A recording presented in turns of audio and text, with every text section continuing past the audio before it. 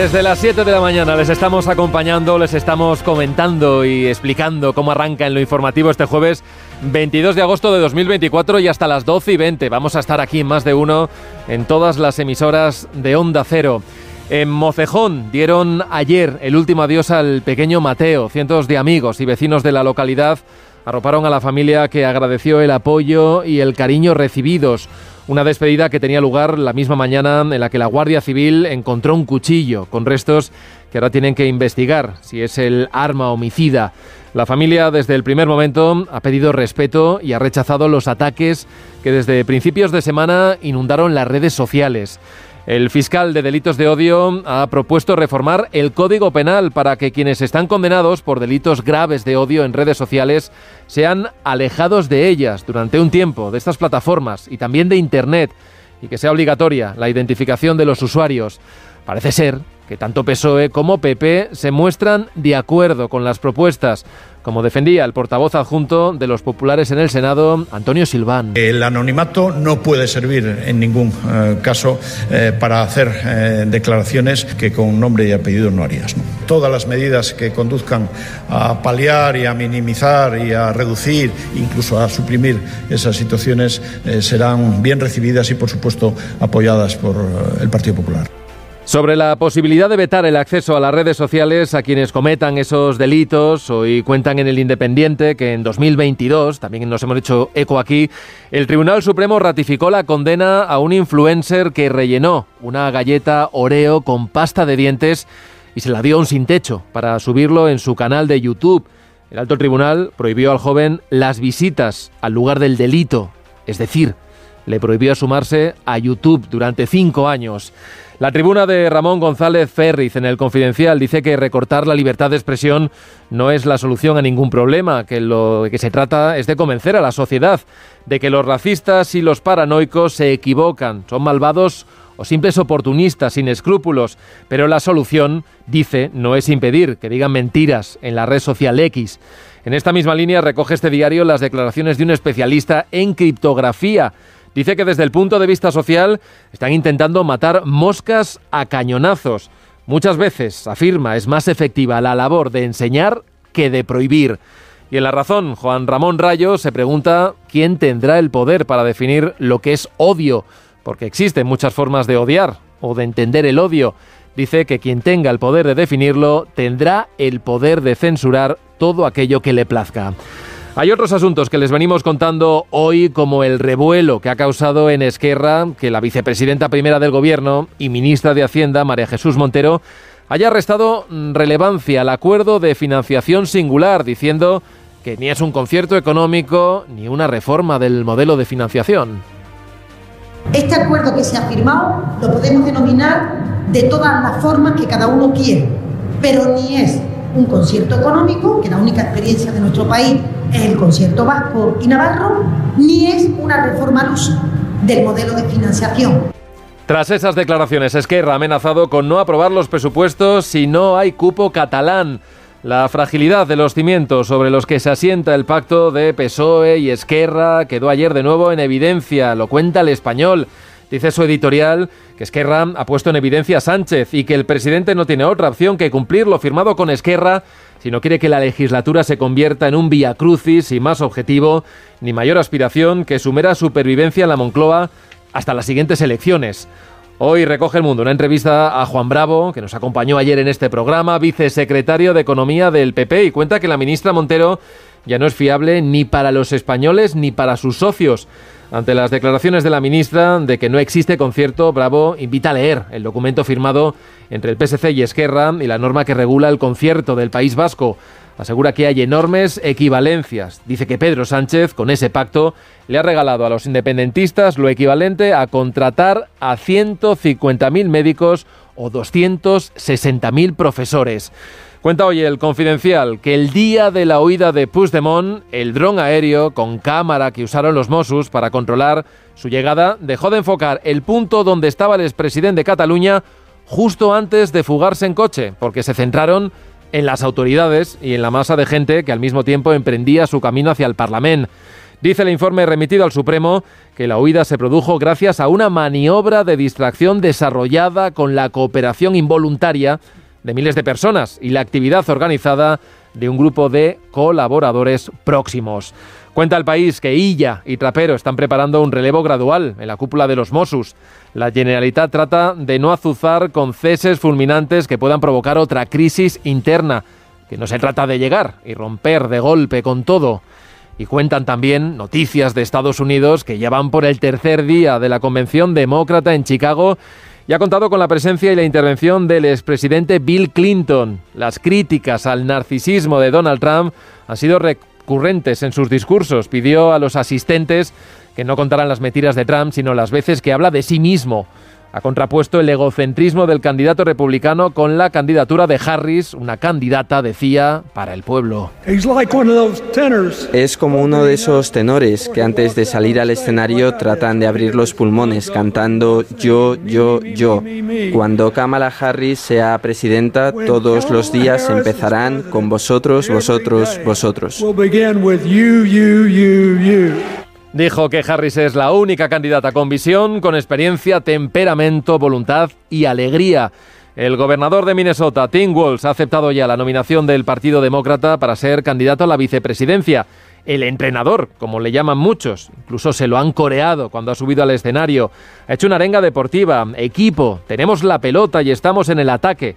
Asegura que es el honor de su vida y ha repetido el lema de Kamala Harris, como dice siempre la próxima presidenta de los Estados Unidos: cuando luchamos, ganamos. And as the next president of the United States always says, when we fight,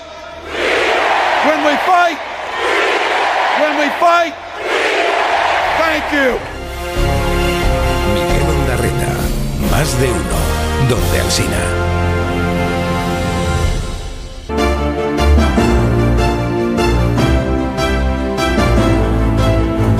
Pues las 8:38, las 7:38 ya en Canarias, es el tiempo ya de la tertulia en Más de Uno y voy a empezar con el capítulo de saludos porque he dicho que yo no había todavía presentado a mis compañeros de mesa y por aquí tengo ya a Pablo Pombo. Hola Pablo, buenos días. ¿Qué tal? Buenos días. Carmen Morodo, buenos días. Muy buenos días. Tengo también por aquí a José Antonio Vera, muy buenas. Muy buenas, Miguel. Y me falta Sergi Sol. Sergi, buenos días.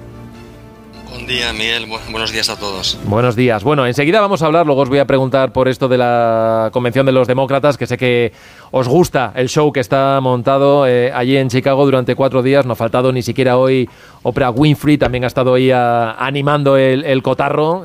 Mañana, bueno, ya por el día de hoy, del jueves al viernes, escucharemos el discurso más esperado, el de Kamala Harris, ¿no? El discurso que hace solamente un mes, porque justo hoy se cumple un mes, tenía que haber pronunciado, ese era el deseo, Joe Biden, y en lugar de ser el que cierra esta convención va a ser, o ha sido ya, el telonero, porque nos consta que está ahora ya de vacaciones en California. De esto vamos a hablar, pero un poquito más adelante, porque me gustaría entrar un poco en detalle en lo que ha ocurrido en estas últimas 24 horas, en la que, bueno, han aparecido algunos miembros del gobierno, van por ahí apareciendo, van saliendo de las vacaciones. Me consta que la semana que viene ya la agenda del gobierno va a engordar un poquito, ya hay citas interesantes, pero hemos escuchado a la vicepresidenta primera, a la ministra de Hacienda, que ayer estaba en Rota, creo, en Cádiz, y bueno, sabía que le iban a preguntar por esto de la financiación singular en Cataluña, porque mucho, digamos, no se ha prodigado en detalles. Y ayer, no sé si para tranquilizar a los suyos, a la familia socialista, si para desmentir al Partido Popular o para cabrear a sus socios a Esquerra, pues lo ha conseguido todo, ¿no? Diciendo que, bueno, que ese acuerdo firmado con Esquerra, pues ahí no hay ni un concierto económico ni una reforma al uso del sistema de financiación, que lo que hay es otra cosa, que se va a respetar ese principio de solidaridad interterritorial y que estén todos tranquilos, porque por un lado van a cumplir y nadie va a notar cómo los servicios públicos de su comunidad van a ir peor que los de la comunidad vecina. Bueno, un lío, porque después, al poco tiempo, Esquerra ha salido diciendo que esto no es lo pactado y que si mantienen esa disposición a no cumplirlo, pues, en fin, van a hacer valer sus votos en el Congreso y no van a apoyar ninguna de las iniciativas. Sergi, decía yo esta mañana, el Gobierno ha empezado a hacer pedagogía, pero está empezando casi por explicar lo que no es el acuerdo. No acabamos de conocer exactamente toda la extensión de lo pactado. Sí, bueno, de este acuerdo lo que sabemos es la música, ¿no? La intención. La letra es evidente que está falta de concreción. Y además de falta de concreción, vamos a ver las dificultades que puede tener, que a nadie se le escapan, ¿no? Para materializarse. Pero que en su día lo que pactaron, y en su día hace muy pocos días, lo que en su día pactaron Esquerra Republicana y el Partido Socialista claramente se asemeja al mejoramiento del fuero de Navarra o al concierto económico en Euskadi, en el sentido que va a ser Cataluña quien incremente sus competencias en la gestión de los tributos. Se dice que va a recaudar todos los tributos, entre otras cosas, ¿no? Es cierto que también fija con claridad otras cuestiones como la solidaridad. El concepto solidaridad, aunque sin concretarlo, pero esa es la vía. De hecho, me acuerdo que escribí un acuerdo precisamente en La Razón, donde creía, inocente yo, ingenuo, dije game over hace un mes largo, un par de meses, porque creía que ese acuerdo era imposible, porque sabía que la única posibilidad para llegar a ese acuerdo es que se pactara alguna cosa que se asemejara al concierto económico vasco. Mi sorpresa fue cuando eso se logró, cuando Esquerra logró eso, cuando logró pactar un acuerdo que se asemeja precisamente a eso. También es verdad que en estos momentos y antes, Montero parece que no ha participado de ese acuerdo y que en algún momento ya haya hecho declaraciones que ponían en evidencia que algún cierto despiste llevaba, ¿no?, en esta cuestión, ¿no? Además de que parecía ser un tanto reacia. Y además, lo que pasa es que es la ministra de Hacienda, Sergi. Me cuesta creer que pueda tener despistes, ¿no?, en esto. Vamos, ser la ministra de la cosa. Despiste sobre el acuerdo, es decir, que no estaba informada del acuerdo, que no participó en la negociación del acuerdo, a eso me refiero. Sí. El despiste yo no nego sus conocimientos, lo que digo es que estaba despistada sobre el acuerdo, que no participó para nada de ese acuerdo, que ese acuerdo se hizo sin consultar para nada a la ministra de Hacienda. Y además pues hay otros dos actores más. Por una parte está el Partido Popular, que va a aprovechar la ocasión, como ya está haciendo evidentemente, y luego también está Junts, que es una gente en estos momentos está muy enfadada y que no va a perder tampoco oportunidad para llamar a los de Esquerra tontos o incompetentes o mentirosos. Carmen, ¿tú crees que calculó el efecto de sus palabras ayer la vicepresidenta Montero o no sé? ¿Cómo lo interpretas, lo que ha pasado en estas últimas horas? Es que yo creo que es un insulto a la inteligencia de todos, todo lo que está pasando desde que se nos presentó aquel pacto. Ella estaba en Andalucía, allí tiene que andarse con cuidado porque pronto va a necesitar escolta, la van a echar a pedradas, como candidata ya no puede presentarse, y todo lo que dijo ayer, yo no entiendo por qué no lo dijo en el momento en el que se nos presentó el pacto, porque han estado guardando silencio desde entonces, en aquellos días que fueron días intensos, hasta hoy. Bueno, hasta ayer, que abre por primera vez la boca una vez que ya tienen la investidura y ya tienen el sillón de la presidencia de la Generalitat. Todo era muy previsible. Al final, la literalidad de ese pacto y lo que nos dijo Esquerra sí que abre la vía al concierto catalán. Aquí lo importante no es quién recauda, además, sino quién reparte. Y lo que se nos explicó entonces, y nadie del gobierno salió a desmentirlo, es que después ellos recaudaban todo y por un criterio político y una decisión política se decidiría cuál era la cuota de la solidaridad. Creo que al final ante lo que estamos es ante una Esquerra que necesitaba como fuese sacarse de encima la posibilidad de una repetición electoral, un partido socialista o más bien un presidente del gobierno que lo que necesitaba era sacar como fuese adelante la investidura de ella porque la necesitaba para presentarla como un activo, como una confirmación de que Cataluña es uno de sus activos políticos, para dar una patada hacia adelante, ganar tiempo en su legislatura y ganar tiempo también en todo lo que tiene que ver con la relación con el independentismo y sobre todo sostener el mantra de que en Cataluña las cosas han cambiado. Ahora viene el momento de la verdad, porque a partir de septiembre, con la presión de esos congresos en el independentismo, sobre todo en Junts, que no es un congreso de revisión, de decir, uy, por el camino independentista no tenemos que ir, sino que es un congreso dirigido a ver cómo pueden aglutinar mejor a la parte independentista de Esquerra que se les pueda ir y reafirmar y reforzar el liderazgo de Puigdemont, pues ahora llega el momento de la verdad. Y en el momento de la verdad estamos en lo mismo de siempre, es que es la estrategia que siempre sigue el presidente del gobierno, de pactar aquello que no se puede hacer o de contar con la colaboración también de sus socios, porque no creo que Esquerra no supiese lo que estaba pactando y que lo que nos estaba presentando era imposible de conseguir. Imposible. Ahora, que se ande con cuidado, porque los resultados electorales han ido a su contra. Estas complicidades con el Partido Socialista en Madrid, que al final han dado el resultado que han dado en las urnas, si sigue por ese camino y con la presión de Puigdemont, puede llevarlo al camino de la extinción o acabar convertida en una marca blanca simplemente del Partido Socialista de Cataluña. No sé, Pablo, si crees que ha habido un poco de sobreactuación por parte de Esquerra, porque sabemos que en el momento en el que empiecen a hacer pedagogía o que den algún detalle, se van a ir viendo un poco las costuras también, ¿no?, del acuerdo. En este caso, lo que quería hacer Montero, entiendo también, era tranquilizar dentro de su propia familia socialista, ¿no?, donde le están pidiendo también esas explicaciones que no acaban de llegar. Pero si es que esto ya lo hemos visto. Es que esto ya lo hemos vivido. Es que esto es una serie de televisión, ¿vale?, la que siempre que tiene la peculiaridad de que siempre ocurre lo mismo. Siempre la misma trama. Todas las temporadas ocurre lo mismo. Primero, vamos, como si fuesen las etapas del duelo, pero aplicado al guión político en nuestro país. Primero es la negación. Esto no va a pasar. No preocuparse, españoles. Que ahí vimos a la ministra, ¿no? No preocuparse, que esto no va a pasar nunca. Segundo, la publicación. De un día para otro sale. Y de golpes sale el presidente del gobierno y dice, esto es magnífico. Oiga, si era magnífico, ¿por qué no se lo ha contado a los españoles antes?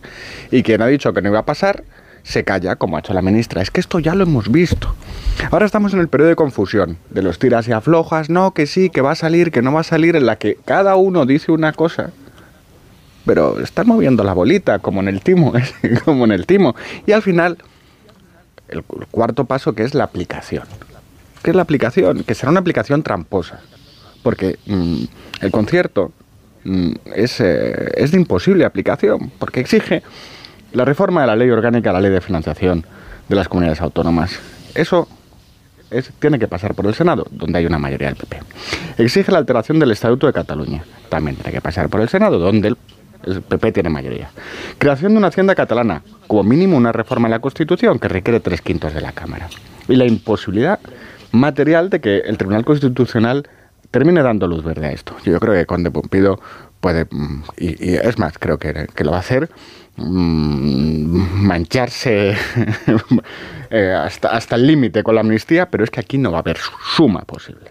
Entonces, como esta es una serie que ya hemos visto, lo único que podemos hacer es combatir ideológicamente una medida que es el atentado más grave que ha sufrido nuestro país contra la ley de igualdad. Contra el principio de igualdad. Y yo quiero dar ese combate ideológico desde dos conceptos. La bilateralidad, que es el concepto esencial del acuerdo, es contraria al federalismo. Ahí es donde está el combate.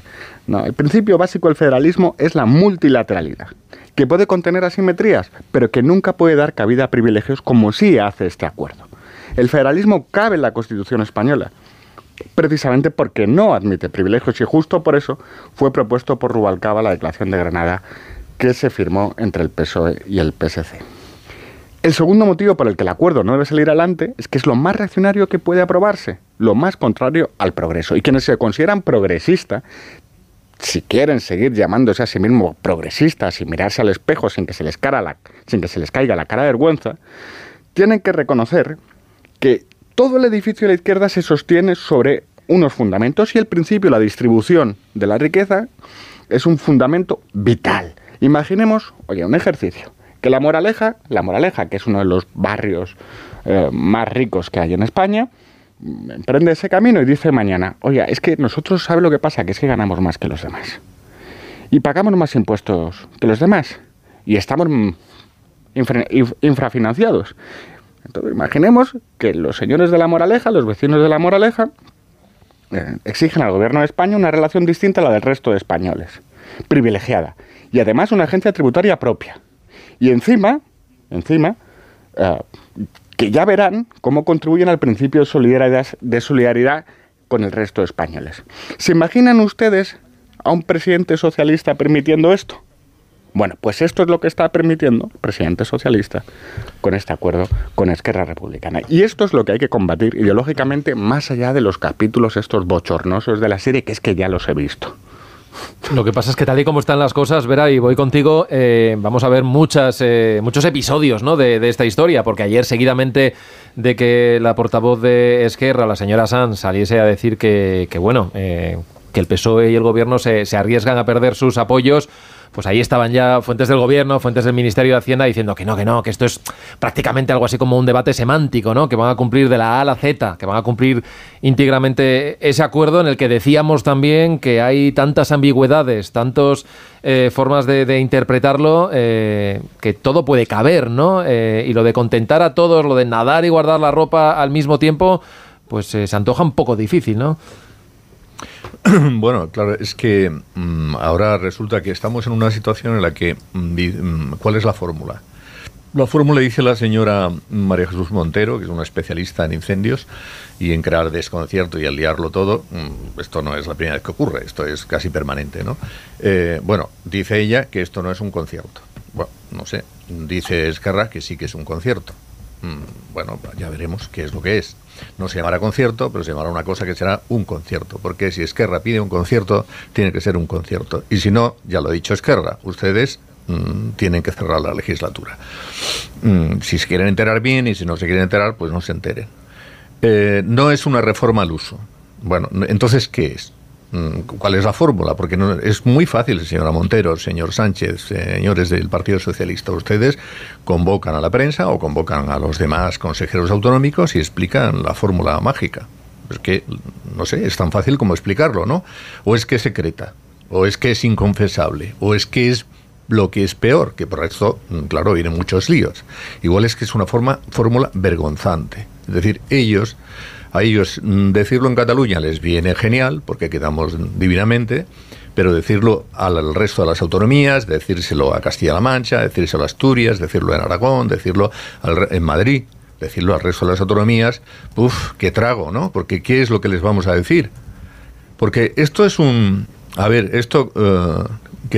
esto que es un lío, porque lo genera como tal la señora Montero, o porque lo lía más, pero como diría Rajoy, efectivamente es un lío, ¿no? Porque si Cataluña resulta que va a ganar más, porque lo que quiere Cataluña es ganar más.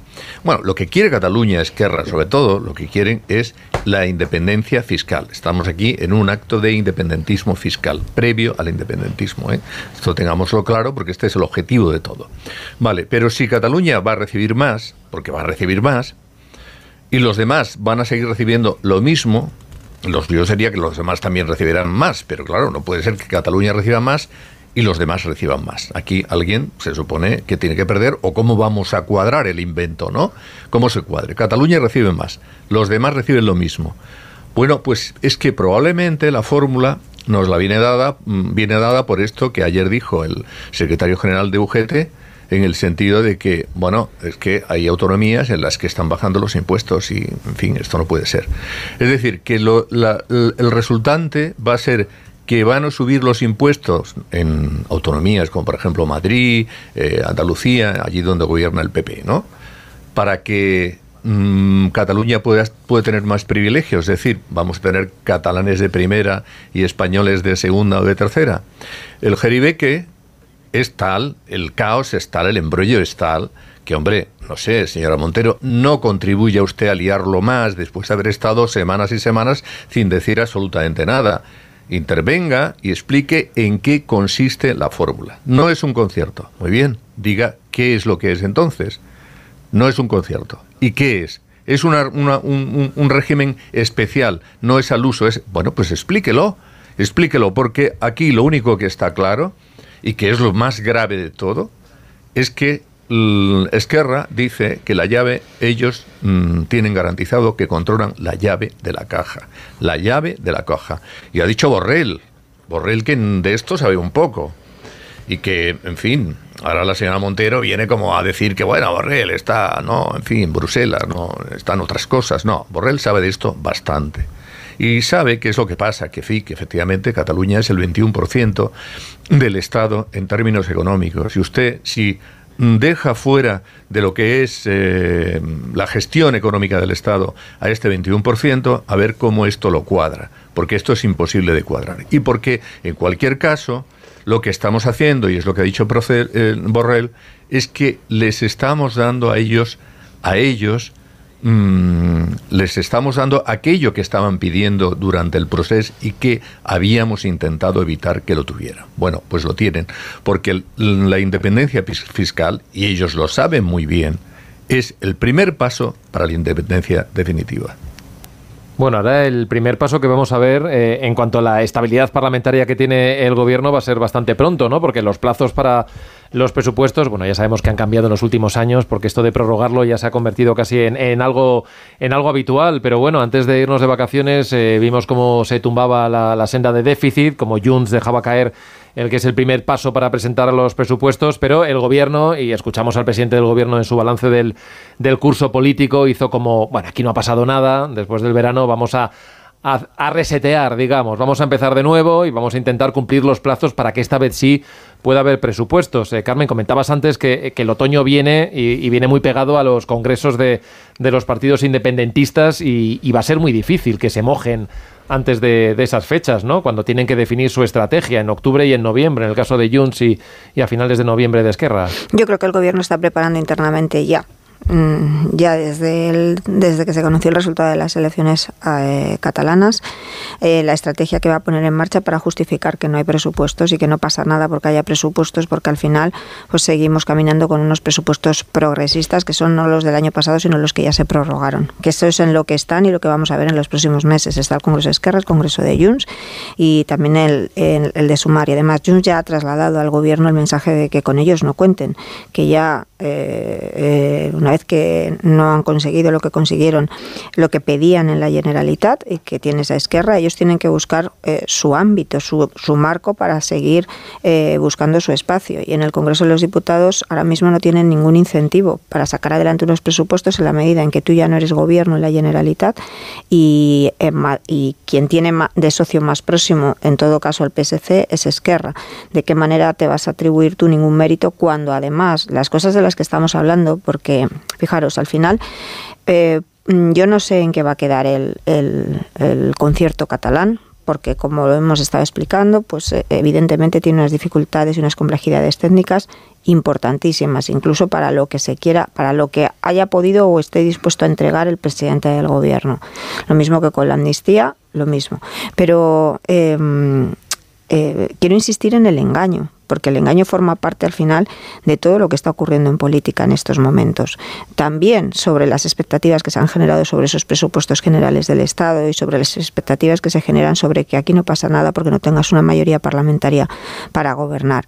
El engaño es la base, es la piedra de bóveda de toda la gestión e incluso de la relación que tiene el Partido Socialista con los partidos independentistas. Porque más allá de eso, además, yo creo que es importante que aunque no se puedan concretar determinadas cosas porque hay un marco legal que lo impide, incluso la amnistía a Puigdemont veremos cuándo, aunque ellos tienen la expectativa de que sea en cuestión de meses, aunque no se pueda llegar a concretar eso, tú estás generando un nuevo marco que ya es irreversible. Y por eso yo creo que ayer la ministra de Hacienda puso tanto énfasis en decir lo contrario de lo que nos estaba diciendo Esquerra, lo que nos ha estado diciendo Esquerra durante semanas. Porque ellos mismos son conscientes de que esto, lo que tiene que ver con la financiación, con autonómica y con el marco de solidaridad, es un terreno político que ya no le van a poder dar la vuelta en cada una de las federaciones y sus territorios. Y eso cualquier varón socialista te lo dice y la ministra lo sabe. Es imposible ganar las elecciones en un marco político, digo autonómico, en un marco político como este. Pero decía alguien también, bueno, mientras especulamos sobre qué va a pasar con ese concierto, Illa ya está al frente de la Generalitat y el presidente del gobierno sigue Moncloa. ¿Alargando hasta cuándo? Pues eso es lo que no sabemos, ¿no? Porque Esquerra decía, bueno, si no se cumple, pues vamos a elecciones, claro. Una cosa es lo que diga Esquerra y otra los planes que pasen por la cabeza del presidente del gobierno. Sergi. Bueno, yo creo que Esquerra se equivoca cuando defiende el acuerdo económico apelando a que eso es un paso hacia la independencia. Primero, porque no es necesariamente cierto, ni mucho menos. Los navarros gozan del mejoramiento del fuero, que por cierto ha gestionado el Partido Popular durante muchos años, la Unión del Pueblo Navarro, y nunca he visto, por cierto, también a agentes de la Unión del Pueblo Navarro, del Partido Popular, pidiendo que se les quite ese presunto privilegio, porque es un privilegio para los catalanes, imagino que también lo será para los navarros, ¿no?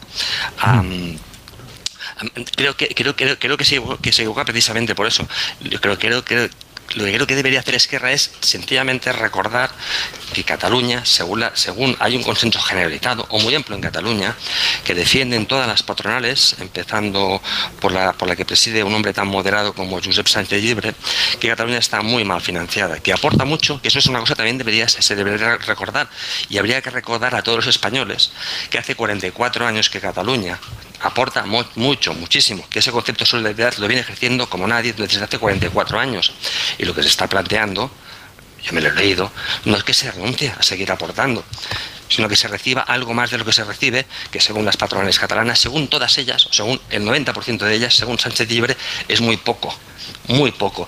¿Y qué pone en riesgo eso? Pues pone en riesgo, entre otras cosas, el progreso en Cataluña, que luego resulta o se reivindica o se nos pide que sea aquella comunidad que sigue siendo tractora o que sigue liderando las exportaciones, que como recordaba en su día Montoro, fueron las que salvaron esas exportaciones, mayormente catalanas, que fueron las que salvaron a España, al conjunto de España, de la crisis. Digo eso porque si no utilizamos determinados términos, cuando se está hablando de Cataluña, cuando eso, lo mismo que en todo caso está pidiendo Cataluña o está pidiendo gente en Cataluña, es precisamente de lo que llevan gozando durante muchísimos años en Euskadi o en Navarra. Y cuando hablamos de singularidades, me gustaría recordar que también es singular el sistema fiscal en estos momentos en Canarias, que también es una singularidad el PER, del que gozan los andaluces. Y también es una singularidad la capitalidad de Madrid. ¿Esos son privilegios? Pues no sé si son privilegios. Lo que seguro que son es singularidades. Y no son necesariamente privilegios. Pero singularidades, sin duda que lo son. Pablo. Sí. Hablemos de singularidades, ¿no? ¿Sabes lo que pasa, Sergi? Que si el gobierno le diese a las 17 comunidades autónomas lo mismo que le va a dar a Cataluña, al nacionalismo catalán no le bastaría. Esa es la diferencia. La diferencia es que hay una agencia tributaria. La diferencia es que el concepto en el acuerdo sobre la aportación al principio de solidaridad es líquido, voluntario prácticamente, un capricho. Tal y como se lee el texto, yo lo interpreto, yo lo interpreto así. Sí, yo lo interpreto así. Esa es tu interpretación, que contrasta con lo que lleva pasando durante 44 años, que tú deberías ser primero en decir, pues efectivamente, durante 44 años Cataluña está aportando muchísimo. Sí, y los ciudadanos de La Moraleja también. Eso estaría bien que lo reconocieras. Por supuesto, igual que los ciudadanos de La Moraleja. Es que tal y como lo explicas, me parece que genera un debate que a mí me parece que no lleva a ninguna parte, o que genera, por lo menos, crispación. Cuando no en algunos momentos determinados tópicos precisamente contra por supuesto. Eso me parece que no ayuda a nada. Por tanto, tú primero que deberías decir, efectivamente, Cataluña lleva 44 años aportando mucho. Y ojo, Pombo, ¿no hay pobres en Cataluña? Es que no hay pobres en Cataluña. Es que parece que cuando hablas de Cataluña, aquí en Cataluña se atan los perros con longanitas, por el amor de Dios. Sergi, nos tenemos afecto y tal, cuando me digas, por eso te lo digo. Cuando me digas lo que deberías decir, yo diré lo que quiera desde mi libertad. ¿Vale? Lo segundo, claro que Cataluña ha contribuido muchísimo. Y fíjate, ha contribuido menos desde el proceso porque se le marcharon muchísimas empresas. Insisto, dime, por favor, ¿qué criterio fija sobre el principio de solidaridad el acuerdo? Si es fijo o se establece alguna cantidad. Digo, sobre eso. Que conocemos la música del acuerdo. Lo que no conocemos es la letra concreta. Sí. ¿En qué se va a concretar? Sí, la bilateralidad, por ejemplo. ¿A ti te parece federal o confederal? Tengo interés en saberlo. No te sabría decir, porque lo que sí sé es la música, y lo que sí sé es lo que se está diciendo hasta ahora, y es que se reconoce, que se admite, que se ha puesto en la palestra, que ese acuerdo fijaba o tiene muchos puntos o muchos paralelismos, o tenía su referente en lo que acontece en Navarra o en el País Vasco, con un matiz, que ahí se han encargado de reivindicar Uy, hemos perdido un segundo la comunicación. Luego luego te dejo, Sergi, que te... igual, porque yo no sé qué va a pasar dentro de 50 años. Sergi, que te hemos perdido un poco. Vale, voy a aprovechar ya, no hemos ido nosotros, para hacer una pausa. Luego recuperamos el hilo, son las 9:06, las 8:06 en Canarias. Enseguida retomamos el debate y también introducimos algún tema más que vamos a comentar aquí esta mañana, aquí en Más de Uno. Más de Uno en Onda Cero. Otros bancos.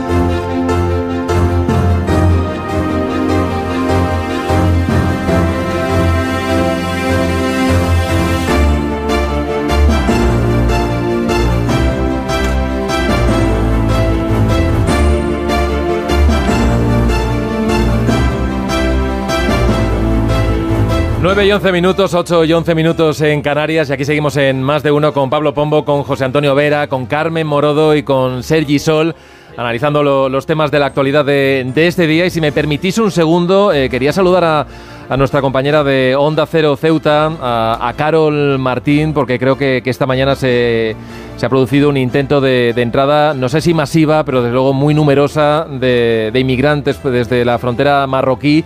Y creo que ha sido al final parada gracias a las fuerzas de seguridad y la intervención una vez más de la Guardia Civil. Carol, ¿qué tal? Buenos días. ¿Qué tal? Muy buenos días. Pues sí, como has comentado, la Guardia Civil volvía a desplegar sus efectivos ante el intento de entrada a nado de decenas de personas desde Marruecos de esta madrugada. Desde primera hora de la madrugada, de hecho, más de 100 intentaron saltar al mar y bordear el Espigón, pero fueron interceptados por la Gendarmería marroquí.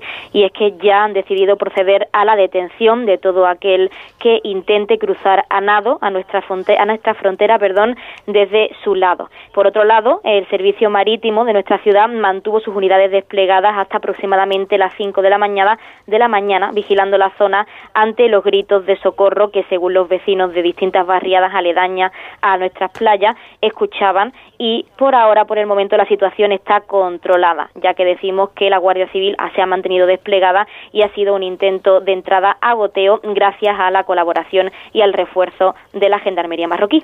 Bueno, esto es algo que está sucediendo porque creo que la semana pasada, Carol, también hubo un intento más o menos similar, ¿verdad? Sí, tuvimos, en este caso fue un poco mayor en cuanto al número de personas que intentaron cruzar a nado. Fueron unos más de 100 inmigrantes, en este caso, bordeando el Espigón por la frontera del Tarajal. La situación ha sido controlada y es que la ciudad autónoma, pues por desgracia, vive una situación de colapso, o así incluso lo explicaba en el día de ayer en el Consejo de Gobierno el portavoz accidental del Ejecutivo, Alberto Gaitán. Los recursos que ofrece la ciudad autónoma vive una situación límite, aseguraba, y están en colaboración o están en contacto con el Gobierno central para poder mejorar la situación en los centros establecidos en nuestra ciudad autónoma. Carol Martín, compañera de Onda Cero Ceuta, gracias por contarnos esta última hora desde la ciudad autónoma. Un saludo.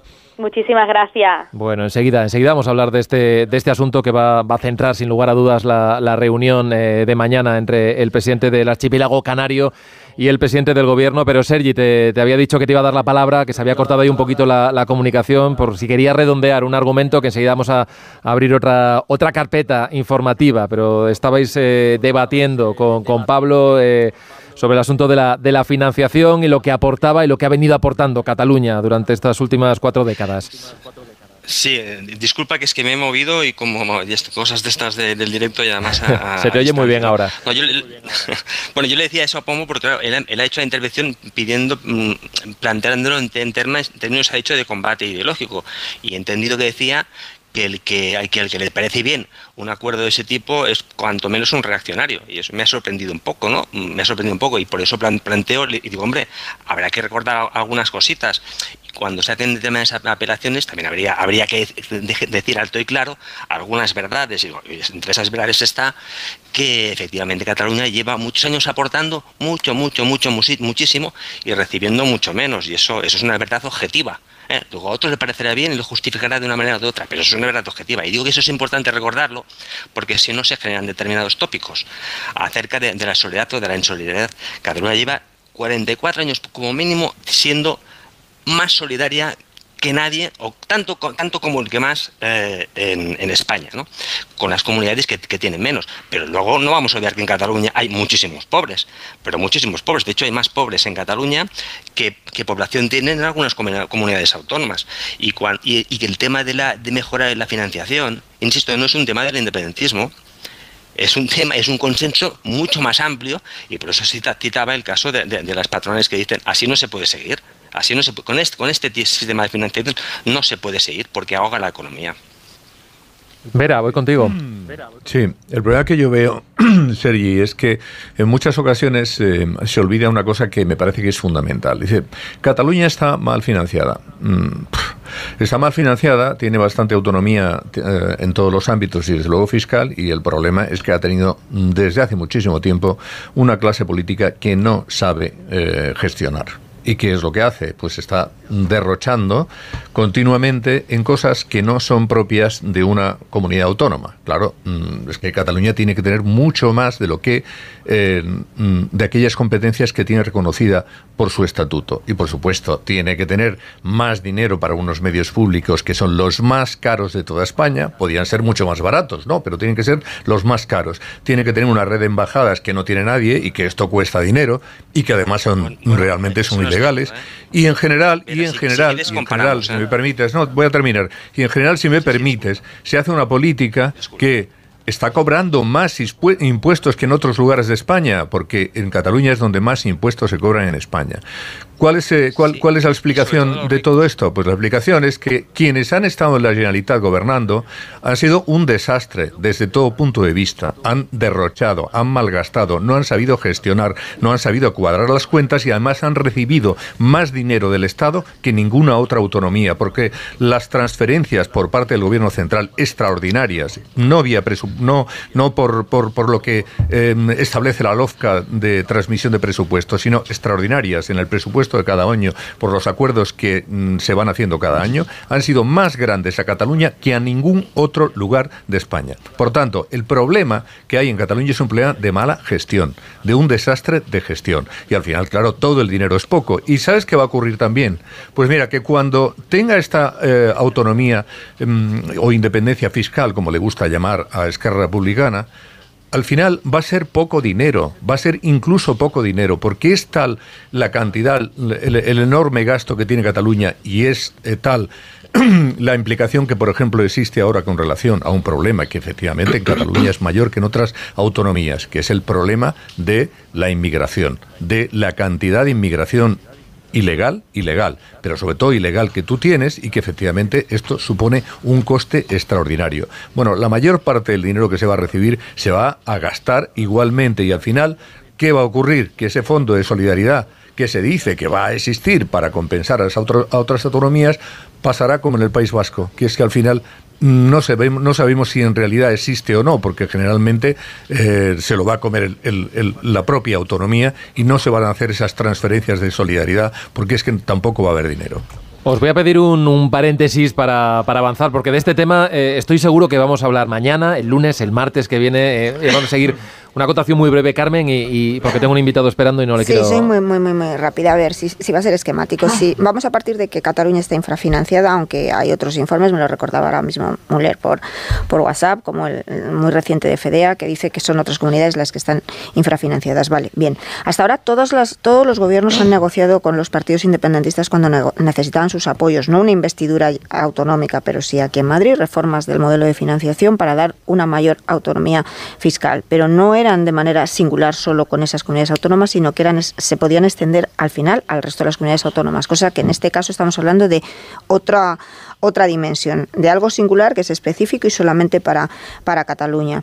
Un gobierno, ni de derechas ni de izquierdas, pero menos un gobierno progresista puede pactar un beneficio y privilegios de financiación para una única comunidad solamente por intereses políticos. Eso no es nada progresista y ni beneficia a la clase trabajadora en general de toda España, y eso es irreversible. Bueno, 9:20, 8:20 en Canarias. Decía yo antes, vamos a abrir otra carpeta informativa muy ligada a lo que ha ocurrido en Mocejón, en Toledo, el domingo pasado, y el debate que se ha generado durante, sobre todo, las horas que pasaron desde que conocimos el terrible crimen del pequeño Mateo y el tiempo que pasó en que se detuvo al asesino confeso ya, porque ha confesado los hechos. Bueno, en ese tiempo lo que apareció en las redes sociales fue un sinfín de mensajes, de bulos, de información, desde luego, muy viciada, apuntando directamente hacia colectivos vulnerables, extranjeros, menores inmigrantes no acompañados, a los que incluso se vinculaba de alguna forma, sin ningún tipo de información, más bien todo lo contrario, con ese crimen, ¿no?, en este pueblo de Toledo. Lo que está haciendo ahora la Fiscalía, y lo conocimos en el día de ayer, es estudiar todos esos mensajes por si pudieran ser constitutivos de delito. Pero es que ayer además conocimos también una entrevista, nuestros compañeros de la SER entrevistaron al fiscal especialista en delitos de odio, Miguel Ángel Aguilar, que puso sobre la mesa un debate a modo de propuestas para, digamos, poner coto a estos mensajes que sobrepasan la libertad de expresión y entran en el terreno más que pantanoso del delito, ¿no? Y habló en concreto de modificar el Código Penal y también para que haya una obligación de que todos los usuarios de las plataformas digitales primero tengan que identificarse y después, si cometen delitos graves de odio, pues como sucede en el mundo físico, digamos, no en el Internet, pues hay una orden de alejamiento, ¿no? Se les aleje del canal que están utilizando precisamente para cometer ese delito. Quería saludar en este punto a Borja Atsuara, que es abogado y es experto en derecho digital y que lo va a contar muchísimo mejor que yo. Señor Atsuara, ¿qué tal? Buenos días. Buenos días. Bueno, este planteamiento que hacía ayer el fiscal especialista en delitos de odio, ¿a usted cómo le suena? ¿Hay algo que se haya regulado ya en este sentido en algún otro país? Sí, bueno, no solo en un país, sino en la Unión Europea, porque aparte del Código Penal, que está el artículo 510, que es el que se refiere a los delitos de odio, que, bueno, pues es difícil de interpretar muchas veces por los jueces, porque no cualquier mensaje de odio es un delito de odio, porque odiar no es delito, ni toda expresión de odio es un delito. Solo es delito cuando se incita públicamente a la violencia o la discriminación o la hostilidad hacia un grupo determinado, como los que hemos visto estos días, donde se decía que vamos a quemar la mezquita o vamos a ir por ellos o matadlo. Esos son mensajes de odio porque hay una relación causa-efecto, se está intentando provocar esa violencia. Pero el decir que uno pues no está de acuerdo con la política de inmigración del gobierno, pues eso no es un mensaje de odio. Entonces, por eso tenemos que ser cautos, porque la libertad de expresión es muy importante en un Estado democrático para el debate público. Entonces, intentar tachar de mensaje de odio cualquier mensaje crítico con la inmigración, pues yo creo que es pasarse de frenada. Pero luego, aparte del Código Penal, hay un reglamento europeo, que es el Reglamento de Servicios Digitales, que se aprobó en el 2020 y que, en teoría, tendría que ya estar aplicándose desde el 17 de febrero de este año.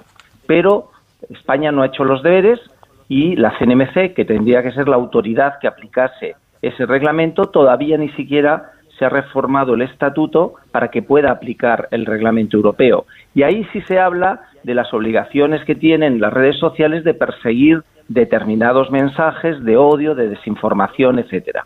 Pero claro, mientras nosotros no hagamos los deberes en España, hay gente que habla de hacer nuevas leyes cuando no se están aplicando las que ya están aprobadas. Y las que están aprobadas van en la línea de lo que ha propuesto el fiscal Miguel Ángel Aguilar, van en esa misma línea. Bueno, va en la línea de lo que ya están haciendo por la vía de hecho las redes sociales, porque muchas redes sociales pues están suspendiendo cuentas o borrando determinados contenidos, aunque es cierto que de aquella manera, porque hay una guerra de guerrillas entre los usuarios de las redes sociales, especialmente de X, ¿no?, donde se dedican a tumbar las cuentas de los otros, de los que piensan distinto. Porque además es curioso que en este tema de los delitos de odio siempre se piensa que el discurso del odio es el de los otros, nunca el que hace uno mismo. Y entonces, lo más preocupante es que estamos a favor de la censura, pero de la censura de los demás, no de la nuestra y de los que piensan como nosotros.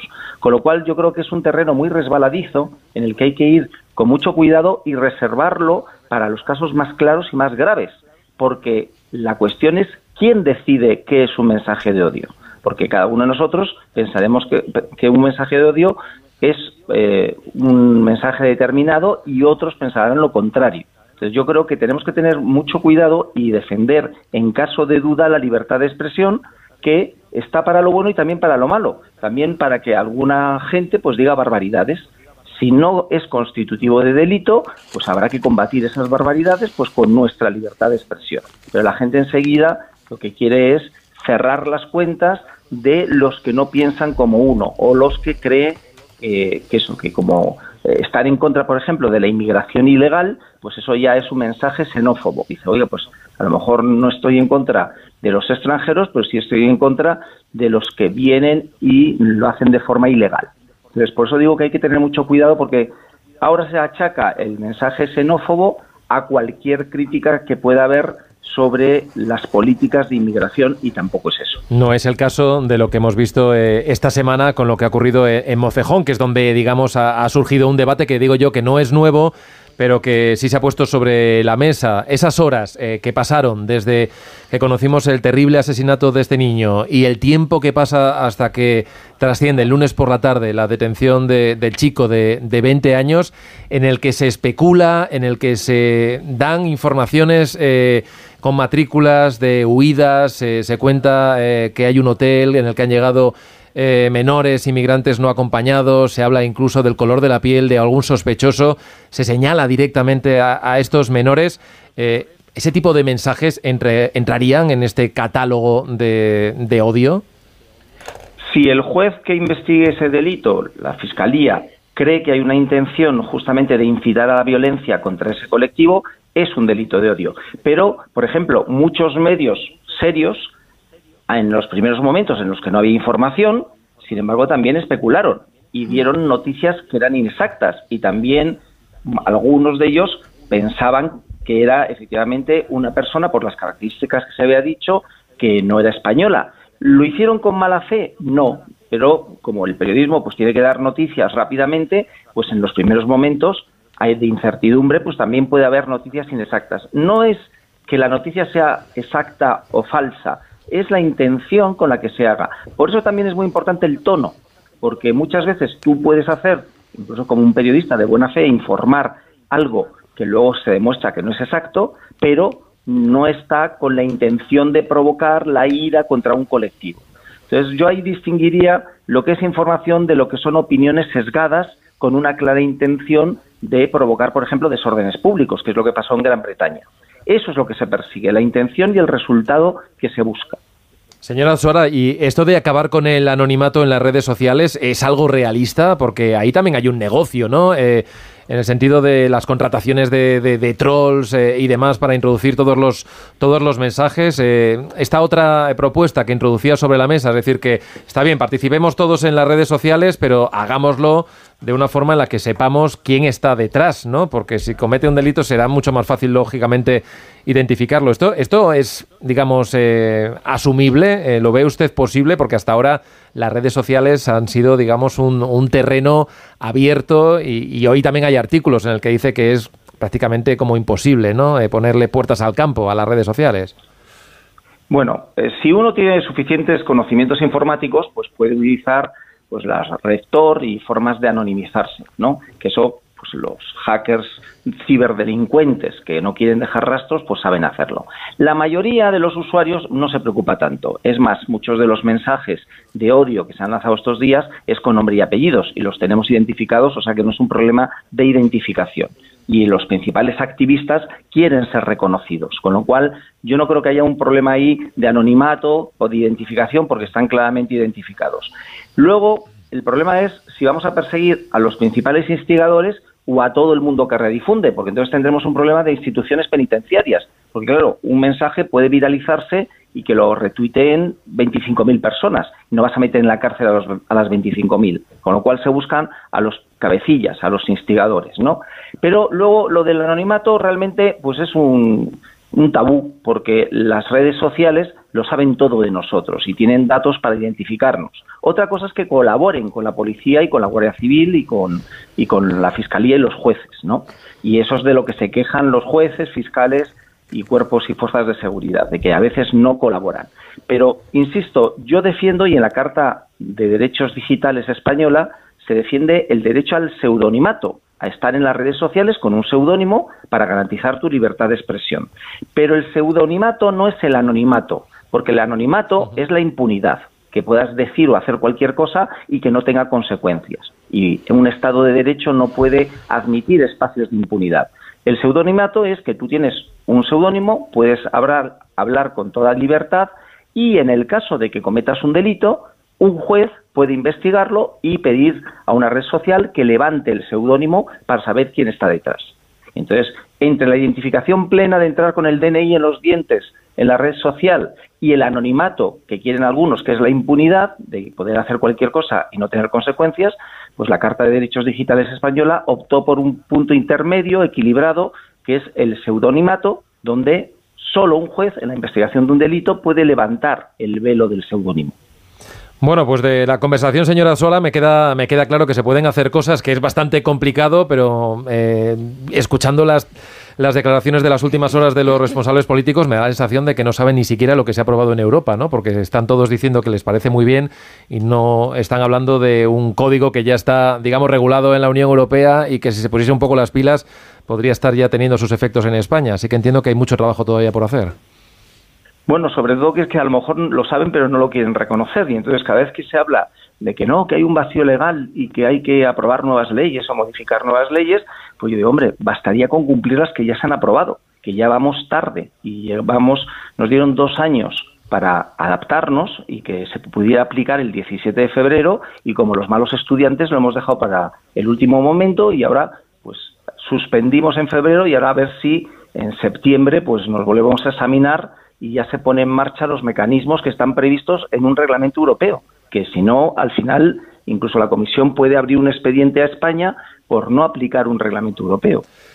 Borja Suara, abogado y experto en Derecho Digital, gracias por atendernos esta mañana y ponernos un poco el contexto de la ley y de la regulación y de lo que se puede hacer en el campo de las redes sociales. Un saludo. Un saludo. Bueno, 9:30.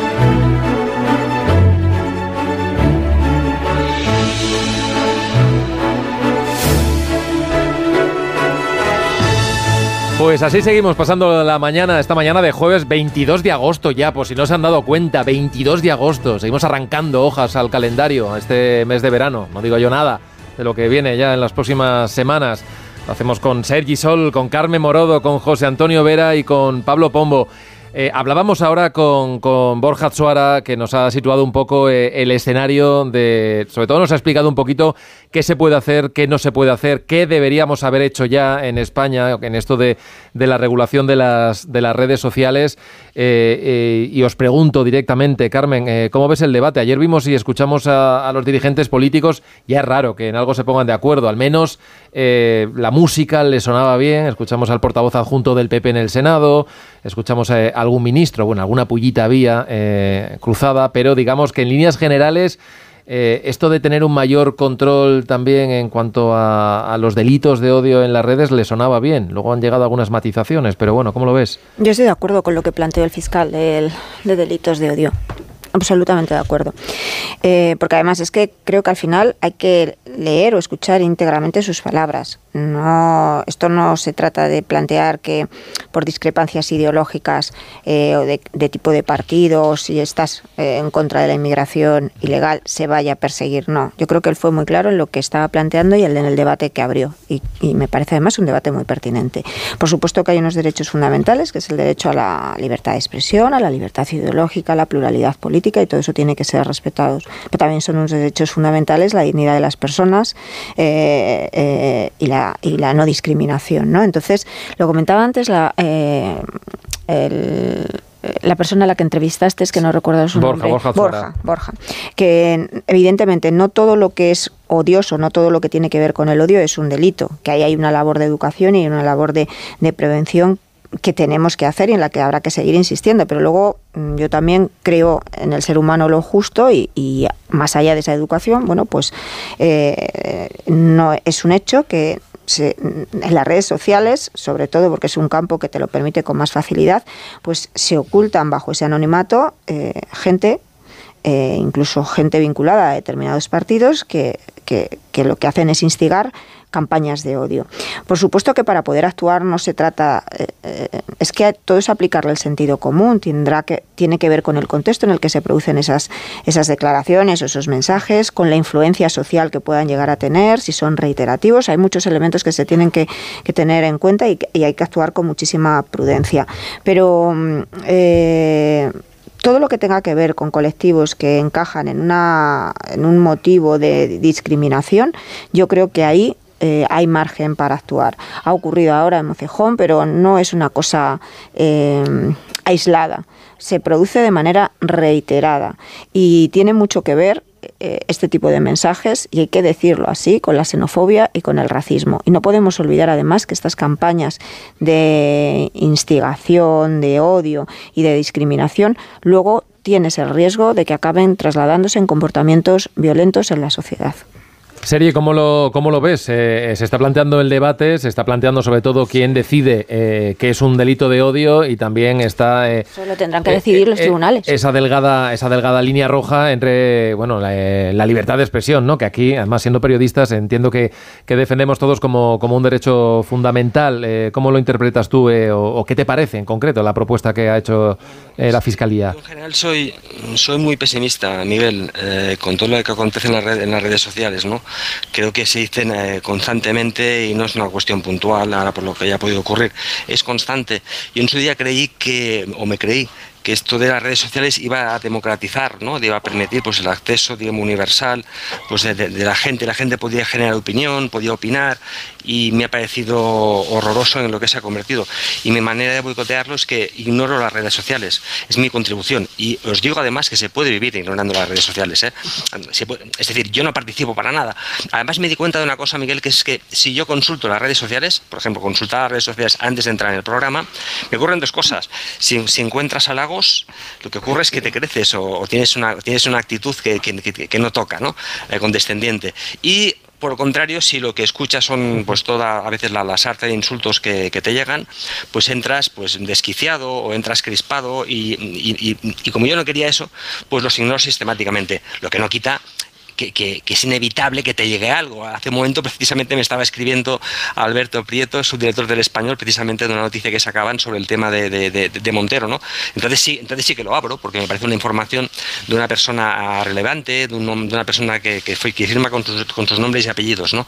Y además digo todo esto por experiencia, porque si yo tuviera, y ahora perdonar que hable de mí, que recurrir o que denunciar a todas aquellas gentes, digamos, de extrema derecha o de ultras indepes que llegan a decir auténticas barbaridades, es que creo que no daría abasto, no daría abasto.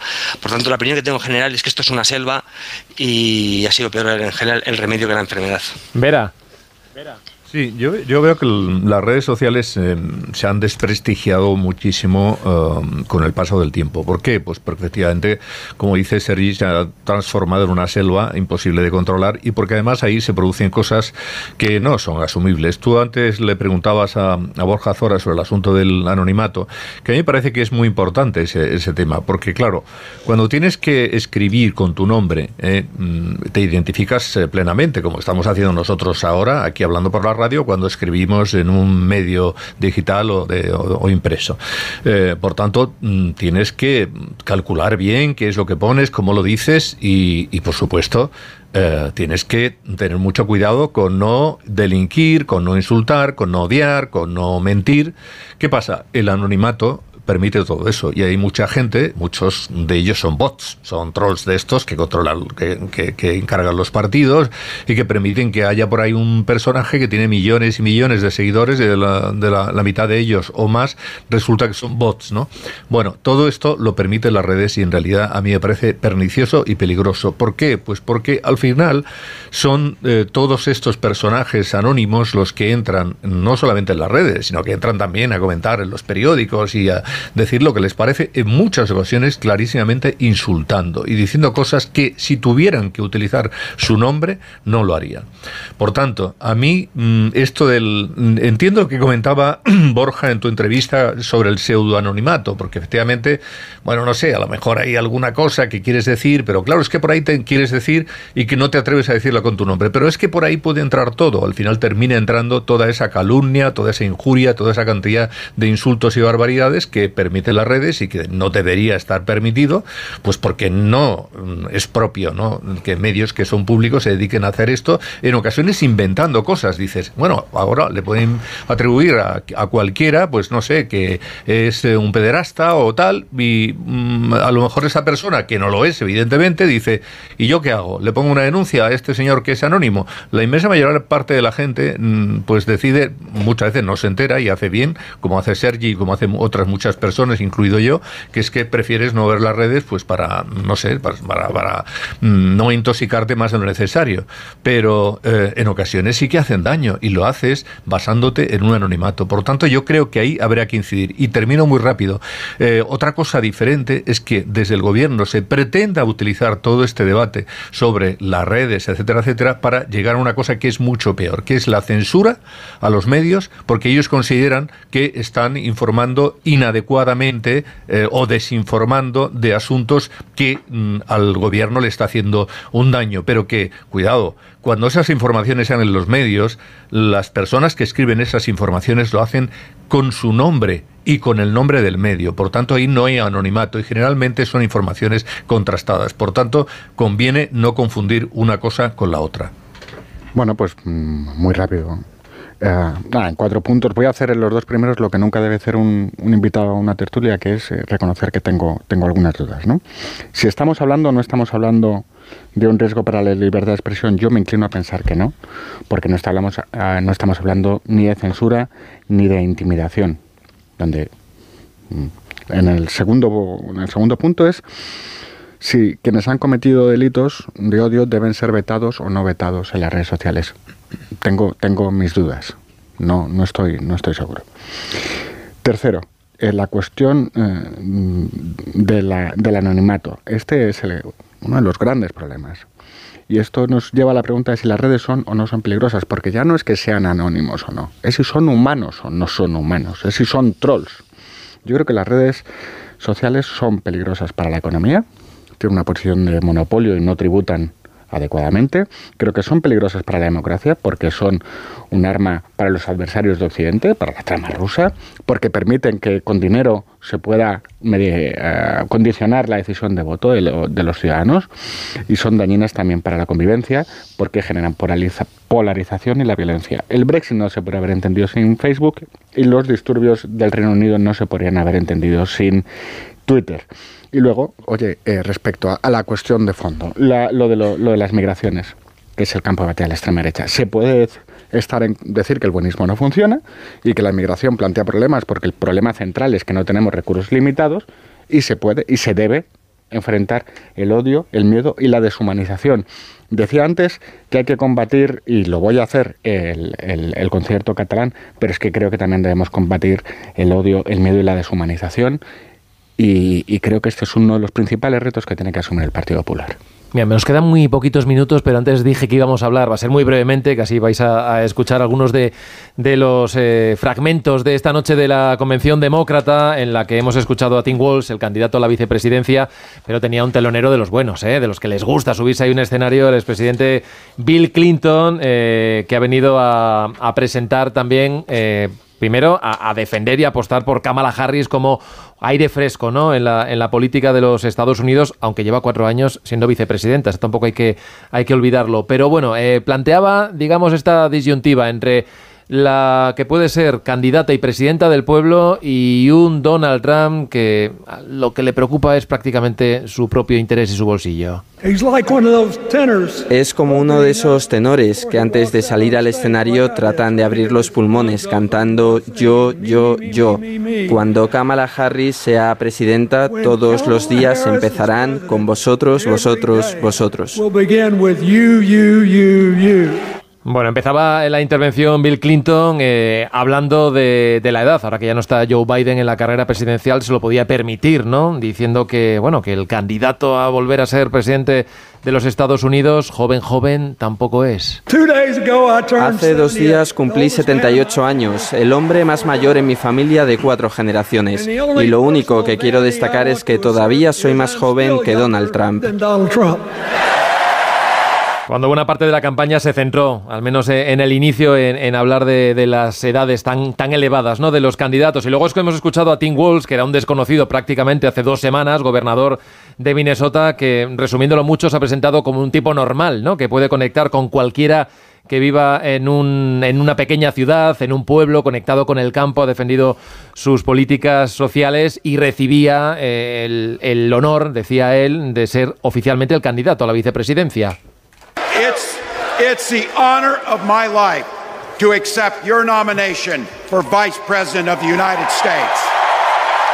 Bueno, esta noche tenemos el plato fuerte ya, que es escuchar a Kamala Harris, el que va a ser hasta la fecha su discurso más importante. Tenemos muy pocos minutos y os dejo a vosotros que me digáis qué os parece del ensueño en el que está ahora mismo el Partido Demócrata y del que quizás salga a partir de mañana, ¿no?, cuando empiece realmente la campaña. Pues tengo la impresión de que el espectáculo está funcionando muy bien. Creo que el Partido Demócrata es la principal factoría para generar sentido político. Pero si tomamos un poquito de distancia, veremos que los números de la subida que está experimentando Kamala se están frenando, está descendiendo el ascenso, la velocidad del ascenso, y que todavía están las cosas al 50%, aunque veamos mucho clima de euforia. Hace muy bien para mí la frase de la jornada ayer, Tim Walz, cuando dijo, oye, vamos por detrás en el marcador, estamos en el último cuarto y tenemos que atacar. Ese de todo lo que está... Decía, tenemos la pelota, estamos ahora en el ataque. Hemos recuperado la iniciativa. Por debajo de todo el espectáculo, yo creo que la clave política es esa. Sergi, brevemente. Bueno, pues yo diría que hay partido. Parecía que Trump iba a ganar sin bajar del autobús ante Biden, y ahora parece que hay partido. Como decía Pomos, sí que hay una cosa que tenemos que tener en cuenta.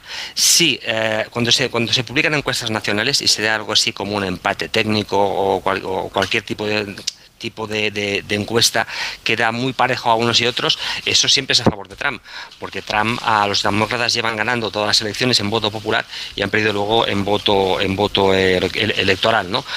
Por tanto, ya veremos, porque Trump es mucho Trump, y además, como Trump suele decir, tiene un electorado muy fiel. Yo me acuerdo además que se atrevió a decir en 2016, nos dijo en un meeting, creo que era en Ohio o en Iowa, dijo que tenía un electorado tan fiel, Trump es un bruto, que podía permitirse pegar por la Quinta Avenida, ¿no?, disparando. Sí. Por tanto, lo que digo es que creo que Kamala va a recuperar votos de la abstención, pero no se los va a quitar a Trump. Fíjate lo que son las cosas, que al final el tiro casi acaba con su vida en uno de esos mítines. En fin, bueno, yo creo que es el momento. Vera, que tengas un buen día. Buen día. Seri, Sol, también un fuerte abrazo. Carmen y Pablo, lo mismo os deseo. Buen ya camino al fin de semana. Sigue Más de Uno, sigue con Begoña Gómez de la Fuente, y a partir de las 10 la información actualizada. Adiós. Más de Uno en Onda Cero.